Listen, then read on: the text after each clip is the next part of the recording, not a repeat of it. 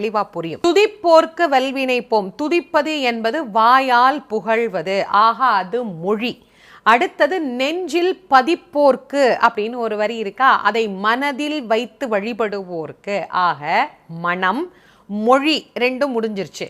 இந்த இரண்டையும் சரியாக நீங்கள் கடைபிடித்தால் மெய்யை அடக்கி முருகனருள் பெறலாம். ஆக மனம் மொழி மெய் என்கின்ற மூன்றையும் அடக்கி கந்தசஷ்டி கவசத்தை யார் ஒருவர் பாராயணம் செய்கிறீர்களோ அவர்களுக்கு நிஷ்டையும் கைகூடும். கைகூடிய பிறகு என்ன கிடைக்கும்? நிமலன் அருள் கிடைக்கும் அப்படின்னு சொல்றார். நிமலன் அப்படின்னா நீ இல்லாதவன். எது இல்லாதவன்? மலம் இல்லாதவன். அதனால் அவருக்கு நிர்மலன் அப்படின்னு பேர். சிவபெருமானை நிமலன், நிர்மலன், விமலன் இப்படியெல்லாம் நாம் போற்றுகின்றோம். சிவமும் முருகனும்